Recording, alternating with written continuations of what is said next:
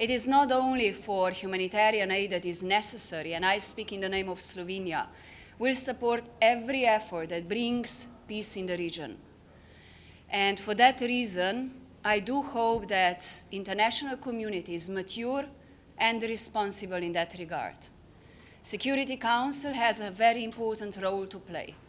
It's about peace and security in the world, and that has to be our message, no matter who, but in the name of Slovenia, protection of civilians, innocent children and women is our collective responsibility, is our test of humanity. Thank you. Margaret Bashir with the Voice of America. Welcome to the Security Council.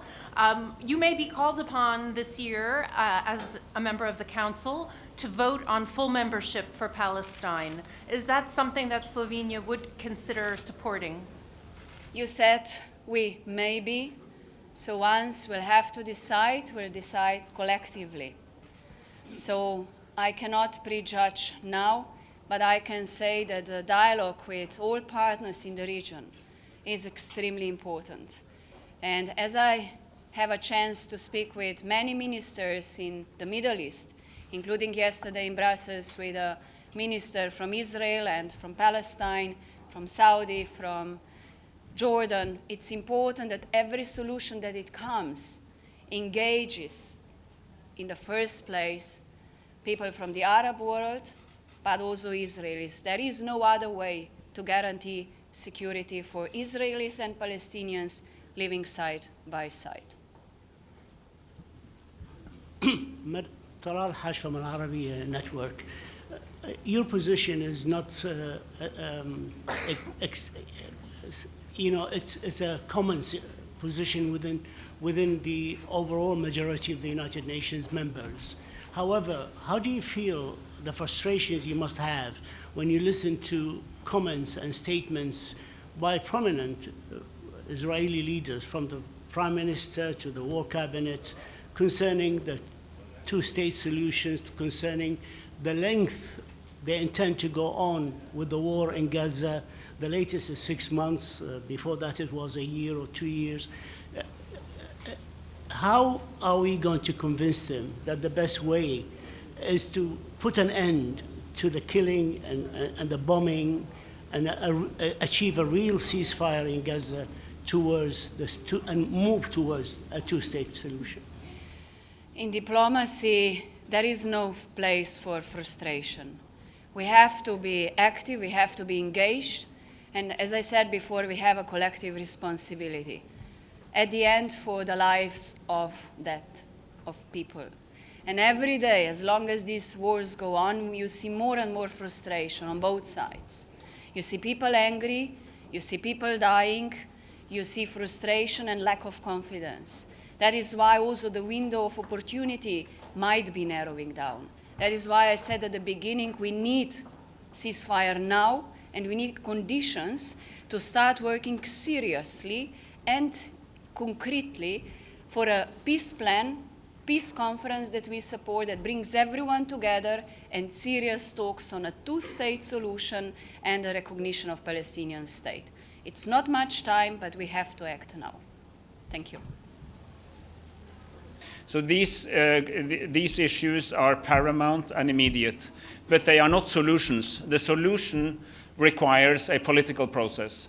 And it requires a political process that leads us to Palestinian statehood, not any Palestinian statehood, but a Palestinian state that covers the territory of the West Bank and Gaza, that is run by the Palestinian authorities, by the Palestinian institutions that have been built under the Oslo process, and a solution in which there can be guarantees for security and prosperity of the Israelis and the Palestinians alike. So we need a solution that both sides can believe in.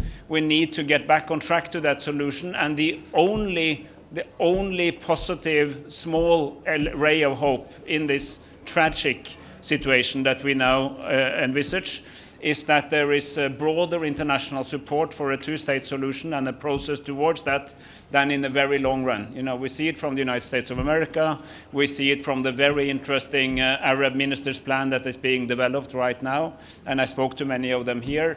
We see it in the European Union. Norway has always been a supporter of this, and we think that we really need both to deal with the immediate, but also the more long-term, to find a settlement in which we will come out of this eternal spiral of violence.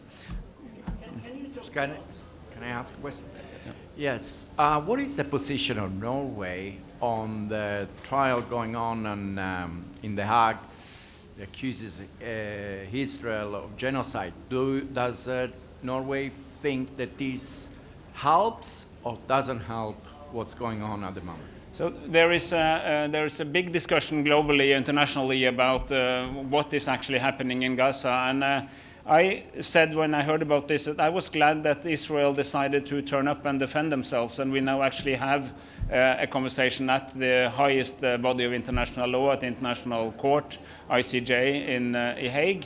And of course their decision matters. These are questions that are best dealt with by a court. And now it is in the court, and we follow that with great interest. And of course, as you know, I'm sure you know, the court might decide to take some intermediate steps if it sees that there's a note merit. But I'm not going to pronounce myself on what I think the court should decide, because that is a question for the court. Yeah. Thank you. My name is Abdul Hamid Sayam from the Arabic daily Al-Quds Al-Arabi, that is in London. Sir, yes, you just said 30 years since Oslo, and the vision of the two-state solution was embedded in that agreement. But Israel, since day one, they were sabotaging the two-state solution by building settlement, expanding settlement. I don't know if you went to the West Bank. I know the area very well. And there is no room for the second state, independent Palestinian state in the West Bank and Gaza, unless you dismantle all these settlements. Would that be possible? Is this two-state solution a real viable, possible solution now? You're absolutely right. I have been many times to Israel, to the West Bank, also to Gaza. I've seen this. Of course, we think the occupation is illegal, and we think the settlements on occupied land should not have happened. They have happened. It has to be part of a comprehensive settlement, because a proper Palestinian state also need an area on which to be a state. The details of this have to be negotiated, just like the other outstanding issues, status of Jerusalem, the exact border, security arrangements, and the status of refugees.